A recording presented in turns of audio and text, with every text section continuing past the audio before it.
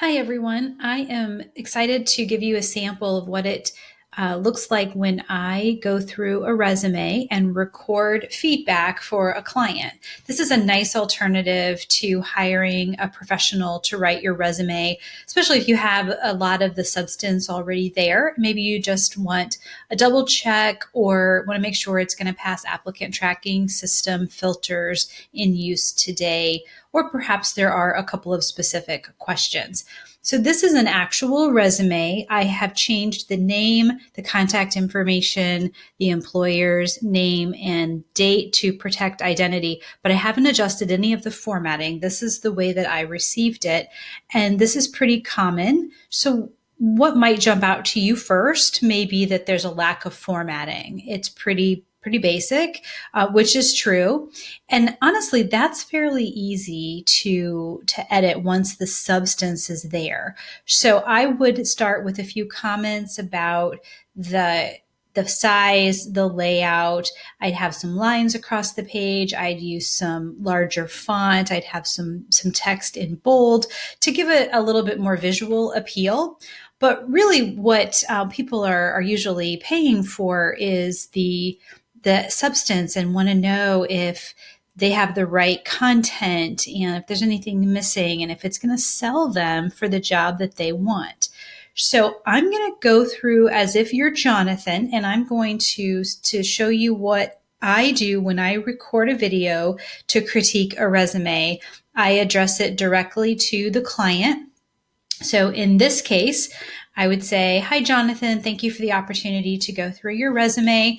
I want to start by saying that there could be some more visual appeal to this resume. I would put your name in larger font. I would center it, have it be bold, perhaps put a line underneath your name, and then move down into your contact information. The street address, or in this case, the P.O. box, is not necessary. You could just use your city and your state. And then you do have phone number and email address, which are essential. And then if you have a LinkedIn account, it's a great idea to add your LinkedIn profile address to the top of your resume. That makes things a lot easier for recruiters and hiring managers who want to go and look at your profile and get more information about you. When I look at the objective statement, I would share with you that objectives are not a common element of resumes today. As yours states, and so do a lot of others, they don't give us really any new information or any information that differentiates you from other candidates. So I would remove the objective from your resume and instead put a summary, a paragraph or two, very short, probably just 1 to 2 sentences each, that give us a bit of background about what you do, some of your soft skills, your hard skills, and your general achievements. And I certainly have samples I can share with you for those. And then I see your education. I'm used to seeing education at the top of a resume for a recent graduate. As someone who graduated in 2002, I would recommend moving the education to beneath your professional experience. And when you do, I would remove the year that you graduated. You don't need to state that unless you've been out of school for under 5 years. And you have Poultry Club and the meat judging team listed here. And generally, activities in college are only necessary in the first 2 years following graduation. And then we move into your experience. I see that you have your job title with the dates on top of the company name. And if you would switch those, it would parse easier into online applications. So to say Southern Best Citrus as the company, and then the city and state, zip code's not required unless it's a federal resume. Then you would, beneath that, put your job title. And I would move the years off to the right-hand side, put it on the same line as the company. And I would do that for each of your roles. I also wanted to point out that when you are listing the dates of employment, you want to be consistent. So on the farm manager here, we have the year of 2005, but no month. And you have months listed everywhere else. So be consistent. Generally, I recommend using just the years or the 3-letter abbreviation for a month. one or the other. Adding the month will help it parse into online applications easier. Just using the year does a better job of disguising any gaps in employment, which doesn't appear to be an issue in your resume. And I wanted to discuss the bullets within each of your roles. These read a lot like a job description.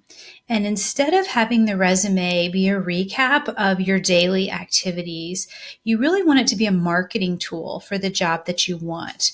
So you want to find a way to use action verbs and tell a story about what you accomplished using specific results and quantifiable results to the extent that you can. So perhaps you could talk about increasing yield, reducing turnover of staff, increasing quality, driving results, driving revenue. We don't have any quantifiable results here, and I think that's a gap. If you can only quantify one or two things for each position, I would put that be the top bullet and the bottom bullet of each job. So you're bookending them with really strong aspects of your achievements there. And then you do have good, strong action verbs starting almost every bullet, but you repeat a few of them. So we have managed a couple of times, maintained a couple of times. If you can switch up those verbs, ideally having every bullet start with a different verb, that would be ideal. And then there is one here, administrative responsibilities include, you don't start here with a verb. So you want to make sure you're being consistent and start every bullet with an action verb. And then when we get down into skills, this is great. You could pull your license up with your education. I often say education and credentials or education and licensure, but this would be down here beneath experience. So you would move your education down here beneath your experience, but before a special skills section.